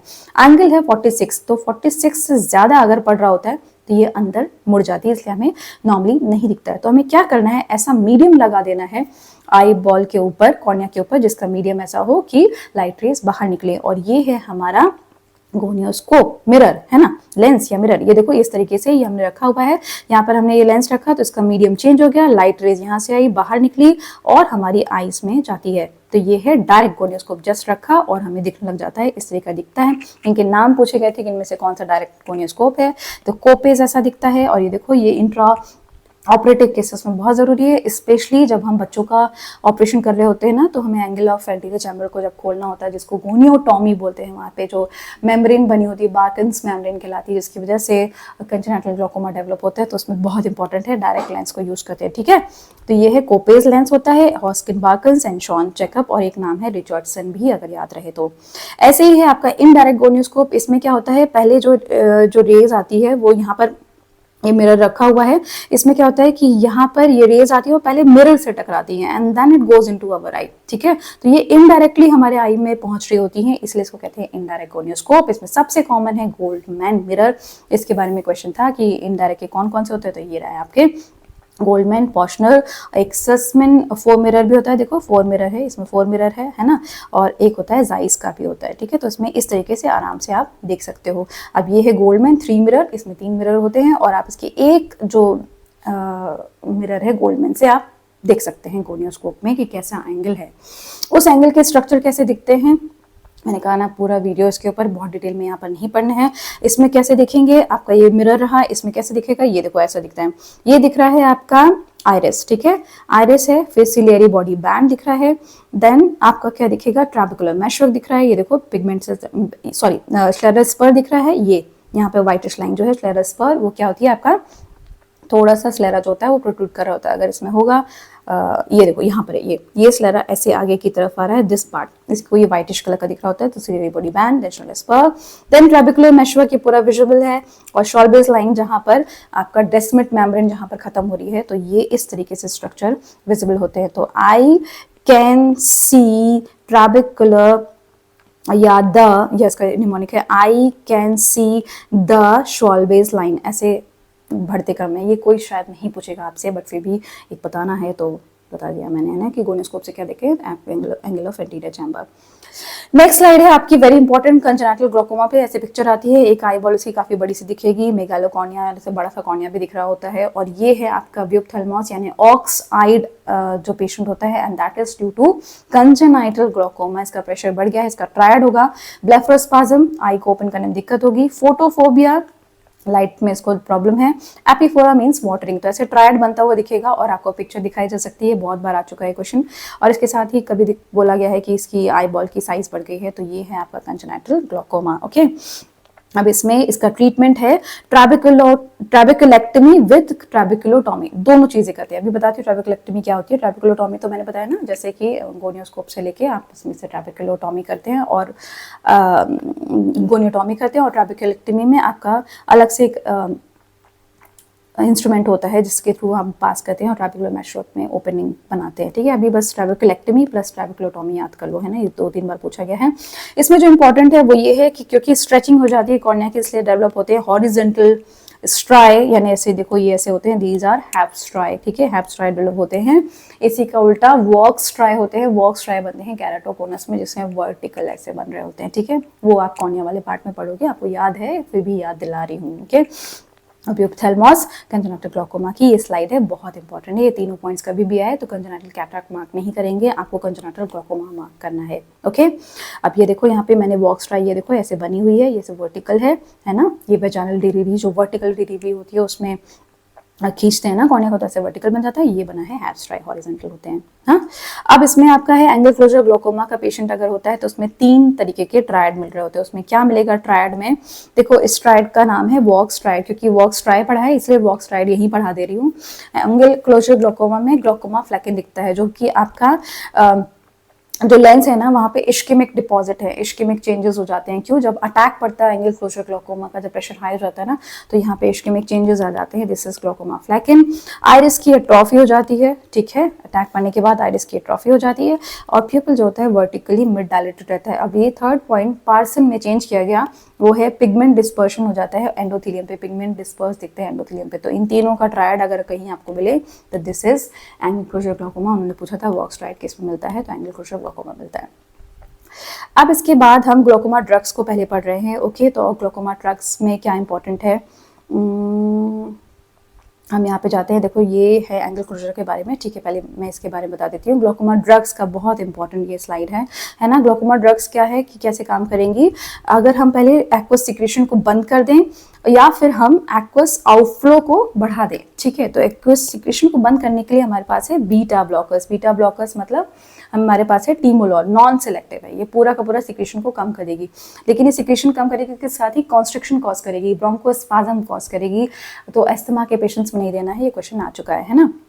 और आपके जो ब्रेडिकार्डिया कॉज करती है, तो हार्ट पेशेंट्स में भी नहीं देना होता। इसलिए जो आपकी सिलेक्टिव है जिसमें बीटेक्सोलॉल काफ़ी इंपॉर्टेंट है, ये टॉपिकल ड्रग आप देख सकते हो।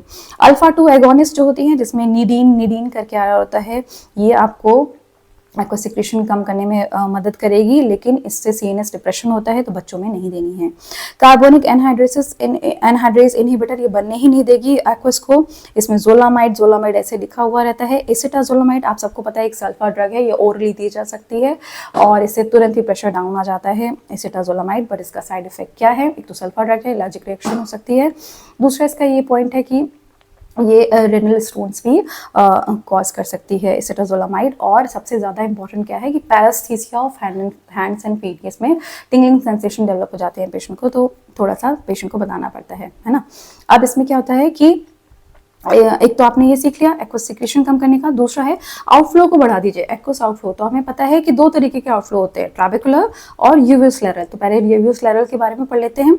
ये होती हैं प्रोस्टाग्लैंडिन एनालॉग्स। ये सिलेरी बॉडी का जो प्रोस्टेनाइड जहाँ रिसेप्टर है ना उस पे जाके जुड़ जाती है और एक्वस के आउटफ्लो को बढ़ा देती है, यूवियोस्लेरल आउटफ्लो को बढ़ा देती है। ये प्रोस्टाग्लैंडिन एनालॉग्स, ये है एक्चुअली फर्स्ट लाइन ड्रग जिसमें प्रोस्ट ऐसे करके लिखा हुआ रहेगा। इसके साथ ही यूवियोस्लेरल आउटफ्लो बढ़ाने वाली अल्फा 2 एगोनिस्ट भी होती है। ये एक पॉइंट है, आप बस याद करके एक जगह लिख लो बस, है ना। ये कहीं अगर पूछ दिया जाए, मुझे लगता है कहीं आया इसलिए मैंने इसमें लिखा हुआ है। तो यूवियोस्लेरल आउटफ्लो सबसे ज़्यादा बढ़ाती है प्रोस्टाग्लैंडिन एनालॉग्स, और उसके साथ ही अल्फा 2 एगोनिस्ट भी बढ़ाती है। ये साइड एक पॉइंट है ना। अब ट्रैबेकुलर आउटफ्लो बढ़ाने वाली कौन सी है, यानी कि जो कन्वेंशनल पाथ पे उसको बढ़ाने वाली है पाइलोकार्पिन। पाइलोकार्पिन कैसे बढ़ाएगी, देखो जब एंगल क्लोजर होगा तो आइरिस ऐसे चिपक जाती है, पाइलोकार्पिन क्या करेगी, प्यूपिल कंस्ट्रिक्ट करेगी, तो आइरिस ऐसे सीधी हो जाएगी, है ना। तो ये एंगल खुल जाएगा and that causes the flow of aqueous in the trabecular meshwork. तो ये ट्रैबेकुलर आउटफ्लो को बढ़ाती है पाइलोकार्पिन, ठीक है, ट्रैबेकुलर आउटफ्लो। और इसके साथ ही हाइपर ऑस्मोलर ड्रग, ये क्या करेगी, जैसे मैनिटॉल है, आप क्या करोगे, ब्लड स्ट्रीम में मैनिटॉल चढ़ा दो आईवी से, तो ये आईबॉल है, यहाँ पे ब्लड वेसल है, इसमें ऑस्मोलरिटी बढ़ जाती है, तो क्या होगा, इसका विट्रस से पूरा पानी ड्रेन होके ब्लड वेसल में आएगा और वो ड्रेन आउट कर जाएगा। तो मैनिटॉल आप दे सकते हैं। जिन पेशेंट्स में कार्डियक ओवरलोड की प्रॉब्लम हो सकती है, हार्ट ठीक से पंप नहीं कर रहा, उसमें नहीं देना है, और जिसमें रेनल डिसफंक्शन है उसमें भी नहीं देना है मैनिटॉल को। उन केसेस में आप ग्लिसरॉल दे सकते हैं, ओरल होता है लेकिन वो भी काफ़ी स्वीट होता है, तो डायबिटिक्स में नहीं दे सकते हैं। तो ये कुछ इंपॉर्टेंट पॉइंट्स है अबाउट द ग्लोकोमा ड्रग्स। और जो पहले पूछे गए हैं उसमें से यहाँ पर पहले देख लेते हैं, यूवियोस्लेरल आउटफ्लो बढ़ाने वाले एनालॉग्स एंड अल्फा 2 एगोनिस्ट, ये स्लाइड है। ब्रोंकियल अस्थमा में अगर करना होता है तो आप कभी भी बीटा ब्लॉकर्स नहीं देंगे, आप फर्स्ट लाइन ड्रग लैटिनोप्रोस को दे सकते हैं, ठीक है। ब्रिमोनिडीन कभी भी इन्फेंट्स में नहीं देना है क्योंकि इससे सीएनएस डिप्रेशन होता है। एक क्वेश्चन आया था, एंगल क्लोजर ग्लोकोमा है, किसी मेजर डिप्रेसिव डिसऑर्डर है किसी पेशेंट को, तो आपको उसमें कौन सी ड्रग नहीं प्रिस्क्राइब करनी है, साइकेट्रिक जो ट्रीटमेंट चल रहा है उसमें कभी भी आपके टिपिकल जो एंटी डिप्रेसेंट है उसको नहीं करना है, टिपिकल ट्राइसाइक्लिक एंटी डिप्रेसेंट उनको नहीं यूज़ करना है, एमिट्रिप्टाइलिन को बिल्कुल नहीं करना है क्योंकि इससे क्या होगा, प्यूपिल डायलेट होने लग जाएगा। इसमें मिर्टाजेपिन भी है जो कि आपकी एटिपिकल है, और सर्टेनिन और फ्लोवेक्सामिन ये सब SSRI है, लेकिन ये जो है इतना डायलेट नहीं करते हैं, माइड्रेटिक इतना नहीं होते हैं एज कम्पेयर टू एमिट्रिप्टाइलिन, इसलिए इसका आंसर था एमिट्रिप्टाइलिन, है ना। फिर इसके बाद एक क्वेश्चन आया था, है अभी रिसेंटली 19 में क्वेश्चन आया नेटासुडिल के बारे में। रॉक इनहिबिटर्स है, ये क्या करती है ना, न्यू क्लास ऑफ ड्रग्स है। ये क्या करती है, कन्वेंशनल ट्रैबेकुलर मेशवर्क का आउटफ्लो बढ़ा देती है, जैसे पाइलोकार्पिन बढ़ा रही है ना, उसी तरीके से इसमें रिमॉडलिंग करती है और ये एक्वस का जो आउटफ्लो है उसको बढ़ा देती है ट्रैबेकुलर मेशवर्क वाला, एंड ह्यूमर प्रोडक्शन को भी कम करती है, एक्वस ह्यूमर का प्रोडक्शन कम हो जाती है और एपिसिलर प्रेशर को भी कम करती है। इन 3 मैकेनिज्म से ये काम करती है। तो क्वेश्चन आया था ट्रैबेकुलर मेशवर्क का आउटफ्लो कौन इंक्रीज करती है, तो नेटार्सोडेल एक आंसर था उसका। इसके साथ ही इसका एक बहुत बढ़िया सा साइड इफेक्ट है, वो है कॉर्निया वर्टिसिलेटा। ये देखो वर्ड लाइक अपीयरेंस है, ये ड्रग जो है ना इस तरीके से डिपॉजिट हो जाती है ऐसे, ये आपका कॉर्निया वर्टिसिलेटा वाटर्स केराटोपैथी भी कहलाती है। ये और डिजीजेस में भी दिखती है, जो कि सबसे कॉमनली आपको याद होगा अमेयोडेरॉन के होती है, क्लोरोक्विन और फैब्री डिजीज में भी मिलती है। ठीक है, तो मेन इंपॉर्टेंट आपके जो स्लाइड थी काफ़ी ज़्यादा पूछी गई है। एक बार तो ड्रग्स आपके आने ही आने क्वेश्चन में, तो आपको याद रखना है। नेक्स्ट अभी जो प्रोस्टाग्लैंडिन एनालॉग्स का जो साइड इफेक्ट है वो काफ़ी इंपॉर्टेंट है, जैसे कि इसमें क्या होगा, जो आई लैशेज हैं वो लंबी लंबी हो जाएंगी, ठीक है ना, पिगमेंटेशन इसका बढ़ जाएगा, lengthening of eye lashes. Skin आसपास की जो आई के आसपास की स्किन है वो डार्क हो जाती है, और इसके साथ ही जो इसका जो पेरीऑक्युलर फैट है ना वो एट्रोफी हो जाता है, तो संकन आई बॉल जैसा दिखता है। अगर कोई पेशेंट है जिसकी सर्जरी करनी है, हमें कैटरेक्ट सर्जरी करनी है, तो प्रोस्टाग्लैंडिन एनालॉग्स को रोक देना चाहिए, क्योंकि इससे मैकुलर एडिमा, सिस्टोइड मैकुलर एडिमा होने के चांसेस बढ़ जाते हैं। ठीक है, साइड इफेक्ट्स हैं इसके। और जिसमें बिल्कुल नहीं देना है वो है यूवियाटिस के केस में कभी नहीं देना है, क्योंकि ये फ्लेयर अप कर देगी, यूवियाटिस इन्फ्लेमेशन को इंक्रीज करेगी और एचएसवी केराटाइटिस को इंक्रीज कर देगी, इसलिए इन 2 केसेस में कभी नहीं देना है। ये क्वेश्चन आ चुका है एनआईसीटी और नीट में भी आया हुआ है। ओके अब एक क्वेश्चन आता है कि एक पेशेंट है वो आराम से बैठ के डिम लाइट में टीवी देख रहा होता है, सडनली उसकी आंख में बहुत तेज पेन होने लगता है, तो उसको बताओ क्या होगा। तो this is actually dim light में देख रहा है तो मिड डायलेटेड पिupil हो गया और काफ़ी ज़्यादा इसको पेन होने लग गया। इसका मतलब है ये पेशेंट एंगल क्लोजर अटैक में चला गया, एक्यूट एंगल क्लोजर ग्लॉकोमा हो गया। ये पिक्चर भी थी, इसमें कॉर्नियल एडिमा आपको दिख रहा है और आप देख सकते हैं कि ये जो स्पेस है, this is the anterior chamber depth. यहाँ पे देखो ये स्लिट लैंप है ना, स्लिट लैंप पे देख रहे हैं, तो इसमें ये है कॉर्निया और ये है आइरिस, इसके बीच के जो डिस्टेंस है, ये जो गैप है, दिस इज आपका एसी डेप्थ है, ये एकदम क्लोज, एकदम बंद हो रही है, तो ये क्या हो रही है आपकी अपोज हो रही है, तो ये एंगल क्लोज हो चुका है, इसका मिड डायलेटेड प्यूपिल है, तो ये आपका है corneal oedema, mid dilated pupil, this is acute angle closure glaucoma. इसको ट्रीट कैसे करोगे ये पूछा था, है ना। अब ये ग्रेडिंग है, वॉन हेरिक ग्रेडिंग, इसकी आप पढ़ लेना, आपके बुक में रहती है, लेकिन अभी यहाँ इंपॉर्टेंट है कि इसे ट्रीट कैसे करना है। तो वाइल वॉचिंग द मूवी आप इसको क्या करोगे, तुरंत मैनिटॉल लगाओगे और पाइलोकार्पिन दोगे। कैसे करना है, अगर आपके पास आईवी मैनिटॉल है तो उसको तुरंत आईवी मैनिटॉल दे दीजिए, है ना, आपको रूल आउट करना है कार्डियक और रेनल प्रॉब्लम नहीं होनी चाहिए, या फिर आईवी एसिट्रोजोलामाइड, इंडिया में तो नहीं अवेलेबल है but IV mannitol is important. फिर आपको पाइलोकार्पिन 2% इंस्टॉल करनी है, जैसे आईओपी लो हो जाएगा वैसे आपको इंस्टॉल कर देनी है 2%, और आपको पेरिफेरल आयरिडोटॉमी करनी है, ठीक है, पेरिफेरी में आयरिडोटॉमी कर देनी है, जिससे एक्वस फ्लो बढ़ जाए। भी बताती हूँ, नेक्स्ट स्लाइड में है, ये है क्या, ये नीट पीजी में पूछा गया था, ठीक है। तो मैनिटॉल और पाइलोकार्पिन दोनों को ही आपको इंस्टॉल करना है, दोनों को ही आपको देना है पेशेंट को, ठीक है।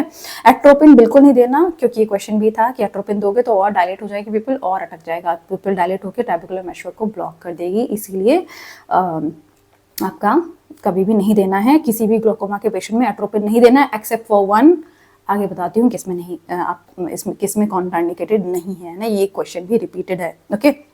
तो इसमें देना मैनिटॉल एंड पाइलोकार्पिन।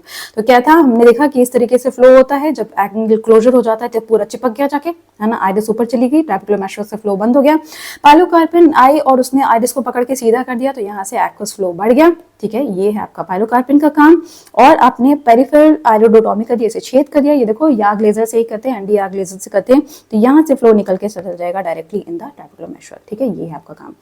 अगर इन सबसे प्रॉब्लम नहीं सॉल्व होती है तो हमें ट्रैबेकुलेक्टमी करनी है, इसमें एक स्लेरल विंडो बनाई जाती है, ठीक है, और ये पेरिफेरल आयरिडेक्टमी की जाती है। ये देखो यहाँ से ये एक्वस निकल के, यहीं से निकल के सब कंजक्टाइवल स्पेस में, ये देखो यहाँ पर आ जाता है, यहाँ से ड्रेन आउट हो जाता है थ्रू द एपिस्क्लेरल वेन।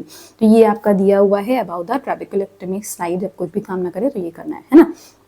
अब आपको एक चीज है, जैसे कि इसमें क्वेश्चन आया फेकोलाइटिक ग्लोकोमा पे 24 में क्वेश्चन आता है आईएनआईसीटी में, इन्होंने क्वेश्चन बनाया और उसके साथ लिखा कि पेशेंट ऐसे आता है, बहुत पेनफुल उसको दिक्कत हो रही है आंख में, और इसकी पिupil भी ऐसे है, इस तरीके से दिख रही होती है, पिupil डायलेटेड है, पिक्चर दी गई थी नहीं दी गई थी कोई बात नहीं, बट उसने क्या एक मेंशन किया, पेनफुल था एंड डीप एंटीरियर चैम्बर। तो आप सोचोगे कि डीप एंटीरियर चैम्बर कैसे हो गया ना, तो वो इसीलिए था क्योंकि फेकोलाइटिक था, लेंस के पार्टिकल्स निकल के ट्रैबेकुलर मेशवर्क को ब्लॉक कर रही है। देखो इस तरीके से यहाँ पे, ये देखो ऐसे, ये देखो पूरे उड़े हुए हैं पूरे प्रोटीन्स जो हैं उसके पूरे, जो इस तरीके से उसने फेकोलाइटिक ग्लोकोमा कॉज किया हुआ है। तो कैटरेक्टस लेंस था, फ्लेयर सेल्स थे, पेनफुल था और डीप एंटीरियर। तो जब भी डीप एंटीरियर चैम्बर आए और यूवियाटिस के साथ आए तो आपको फेकल लाइटिक ग्लूकोमा सोचना है। ये 24 में क्वेश्चन आया हुआ है।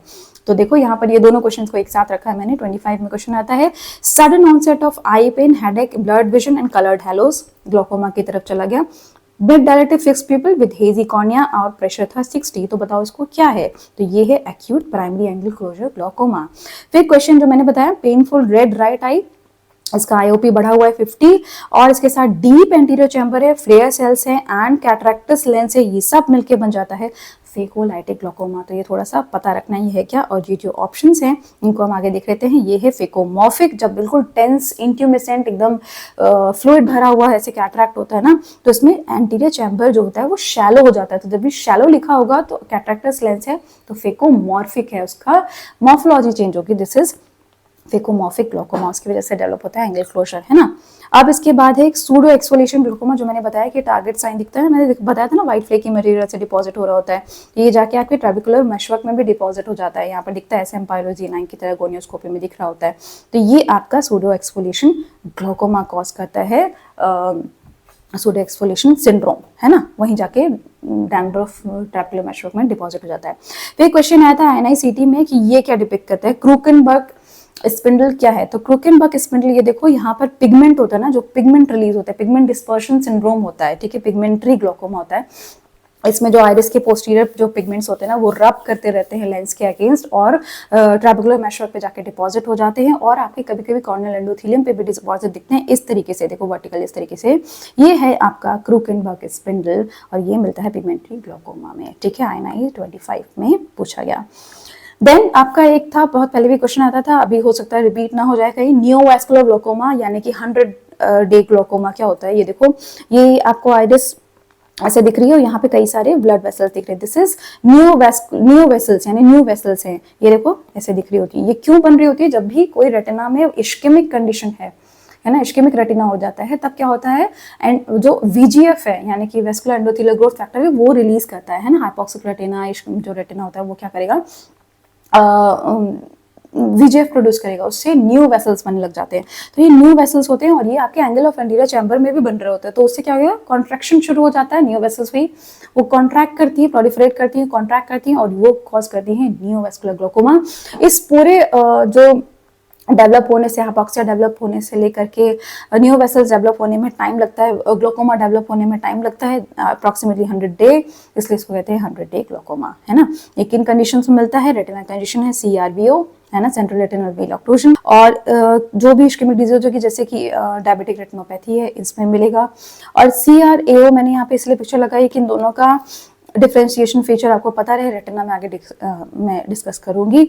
और ईल्स डिजीज भी है, क्योंकि ये सारे ऑप्शंस में थे तो इनमें एक साथ ये स्लाइड लगा दी है। बट आपको हमेशा याद रखना है कि कभी भी कोई इश्केमिक चेंजेस आ रहे हैं तो आपका नियोवैस्कुलर ग्लूकोमा डेवलप हो जाएगा, ठीक है। ऐसे आइरिस पे ब्लड वेसल दिख रही हो तो नियोवैस्कुलर ग्लूकोमा है। मोस्ट इंपॉर्टेंट मैलिग्नेंट ग्लूकोमा, जो मैंने अभी बताया था कि एट्रोपिन कभी नहीं देना है, एट्रोपिन कॉन्ट्राइंडिकेटेड होती है सभी ग्लूकोमा, लेकिन इस ग्लूकोमा में कॉन्ट्राइंडिकेटेड नहीं होते, इसमें देते हैं, है ना, ये पूछा गया है क्वेश्चन, क्यों अभी देखते हैं। मैलिग्नेंट ग्लूकोमा मोस्ट कॉमनली जब ट्रेबेकुलेक्टमी करते हैं ना, या फिर आपकी कैटरेक्ट सर्जरी करते हैं, तो उसमें क्या होता है कि सिलियरी बॉडी ऐसे रोटेट हो जाती है एंटीरियर, है ना, तो उसमें जो फ्लो रहता है ना वो आगे नहीं जाके, जो एक्वस फ्लो है वो पीछे जाता है टूवर्ड्स द विट्रस। अब ये ब्लॉक करेगा, पूरा एकदम शैलो हो जाएगा और बहुत पेनफुल आई हो जाती है। तो इसमें क्या करना होता है ना, हमें एट्रोपिन देना होता है। एट्रोपिन क्या करेगा, सिलेरी मसल को रिलैक्स कर देगा। तो जो सिलेरी मसल्स रिलैक्स होगी तो क्या होगा, जैसे ऐसे रहता है ना, जब आपका जो कॉन्ट्रैक्टेड रहती है सिलेरी बॉडी, तो ऐसे रहता है लेंस। जैसे ही एट्रोपिन आता है तो लेंस का फॉर्मेशन ऐसा हो जाता है, ठीक है, पतला हो जाता है, टेपर्ड इस तरीके का हो जाता है। तो इसलिए क्या हो जाता है, आपका एट्रोपिन अगर जैसे दिया तो इसमें एक स्पेस बन जाती है और एक्वस का फ्लो ड्रेन आउट होना शुरू हो जाता है। तो यह पोजीशन थोड़ा सा कम हो जाता है, लेकिन इसके बावजूद भी हमें और भी हाइलोडोटॉमी करनी पड़ती है और सर्जिकल प्रोसीजर करने पड़ते हैं। बट एट्रोपिन फर्स्ट लाइन आप दे सकते हो। This is malignant glaucoma, malignant या फिर एक्वस मिसडायरेक्शन सिंड्रोम भी इसको बोलते हैं। Only this condition needs atropine, क्यों? क्योंकि कॉन्फर्मेशन उसका जो मॉर्फोलॉजी है उसको चेंज कर देना होता है लेंस को, है ना, ताकि अपोजिशन हट जाए। फिर अब ये लास्ट है, इसमें कि ये एक अजीब सा क्वेश्चन आया था इन 2019 में कि आपका इस तरीके का कि इमेज दिखाई गई, पेशेंट को ग्लोकोमा का था कि 50 ईयर ओल्ड है, आई पेन है उसको, ठीक है, ब्लड विजन है, conjunctival redness and mid dilated pupil है, ठीक है, shallow anterior chamber in the right eye, obviously glaucoma है, उसको मेडिकली और सर्जिकली सब जगह से ट्रीट किया गया लेकिन कोई इंप्रूवमेंट नहीं है। बताओ ये कौन सी डिवाइस को यूज किया गया? तो ये एक्चुअली ग्लोकोमा इम्प्लांट डिवाइसेस हैं, ये बहुत सारे वॉल्व की तरीके से अभी चल रहे हैं और ये है एक्सप्रेस टीएम इम्प्लांट, ये इमेज आई थी इसलिए मैंने डाला। अब ये बहुत सारे ग्लोकोमा इम्प्लांट जो जीडीडी ड्रेनेज डिवाइसेस हैं, ये क्या है, इसमें देखो इस तरीके से एक्स्ट्राओकुलर मसल्स के नीचे ये इम्प्लांट को रखा जाता है और यहाँ से ट्यूब होती है, इससे ड्रेन करता है एक्वस, ठीक है, बस यही है ना। तो ये देखो इसमें मॉल्टेनो टाइप का है, ये है बेर विल्डर, ये इस तरीके का, ये ऑप्शंस में थे इसलिए इनकी इमेजेस बता दी मैंने, और ये है अहमद, है ना। तो यहाँ से ड्रेन करते हुए ऐसे आता है। तो ये आपका था about the glaucoma drainage devices. और इसके बाद ये है एक जो 2018 में पूछा गया था, स्ट्रच वेबर सिंड्रोम। इसमें क्या था कि पेशेंट का एक फेस ऐसे दिखाया गया और उसमें पोर्ट वाइन स्टेन था ना, ऐसे रेड कलर का स्टेन था, और पूछा गया कि इसमें कौन सी कंडीशन एसोसिएट हो सकती है, जैसे कि 6 ईयर ओल्ड विथ सीजर्स, यानी ब्रेन में तो आता ही है जब आपका स्ट्रच वेबर सिंड्रोम होता है, पोर्ट वाइन स्टेन है, एमआरआई में लेप्टोमेनिंजियल मेनिंजियोमा दिख रहा है। आप बताओ कौन सी कंडीशन एसोसिएटेड है? तो वो होती है ग्लोकोमा, ठीक है। स्ट्रच वेबर सिंड्रोम में ग्लोकोमा एसोसिएटेड फीचर है, और आप बाकी इसके ये सारे पढ़ सकते हैं, आपकी मेडिसिन में भी आप पढ़ोगे, लेकिन स्ट्रच वेबर सिंड्रोम कभी भी आए तो आपको ग्लोकोमा का ध्यान रखना है।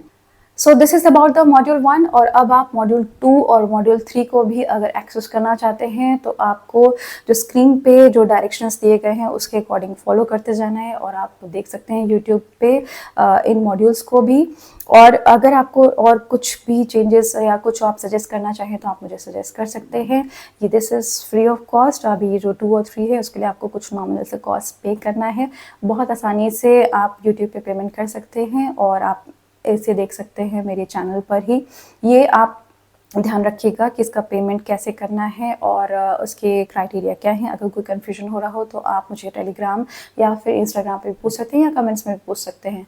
और ये मॉड्यूल्स आपको कैसे लगे, और इन मॉड्यूल्स के बाद जितने भी ये कोर्स होगा उन सब का PDF आपको इस एंड में मिल जाएगा जो भी आपका ये कोर्स कंप्लीट होगा। तो मैं कोशिश करूँगी कि जल्दी से जल्दी आपको ये PDFs अवेलेबल करा सकूँ। तो आप प्लीज़ मुझे सपोर्ट करिए और बताइए कि आपको ये मॉड्यूल्स अलग अलग डिवीज़न में रिवीजन कोर्स कैसा लगा। So all the very best for the exam. मिलते हैं मॉड्यूल 2 में।